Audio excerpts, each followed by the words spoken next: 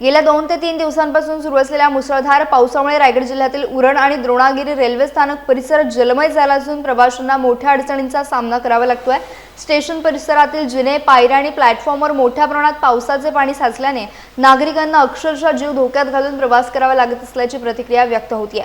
पाण्याचा निचरा करण्यासाठी प्रभावी व्यवस्था नसल्याचा आरोप करत स्थानिक नागरिकांनी रेल्वे प्रशासनाच्या नियोजनावर प्रश्नचिन्ह उपस्थित केले। उरण परिसरात रेड अलर्ट असतानाही स्थानक परिसरातील ही समस्या कायम राहिल्याने प्रशासनाच्या तयारीबाबत देखील नाराजी व्यक्त करण्यात येत आहे। दरवर्षी पावसाळ्यात अशीच परिस्थिती निर्माण होत असतानाही कायमस्वरूपी उपाययोजना करण्यात अपयश आल्याचा आरोप नागरिकांनी केला। महिलांना, ज्येष्ठ नागरिकांना आणि विद्यार्थ्यांना पाण्यातून मार्ग काढत रेल्वे गाठावी लागत असल्याने त्यांच्या सुरक्षिततेबाबत चिंता व्यक्त केली जाते। स्थानिकांनी रेल्वे प्रशासनाने तातडीने पाणी निचऱ्याची सक्षम व्यवस्था करावी, संबंधित जबाबदार अधिकाऱ्यांची जबाबदारी निश्चित करावी आणि भविष्यात अशी परिस्थिती निर्माण होणार नाही यासाठी कायमस्वरूपी उपाययोजना कराव्यात अशी मागणी केली आहे। अन्यथा तीव्र आंदोलन छेडण्याचा इशारा देखील नागरिकांनी दिला आहे।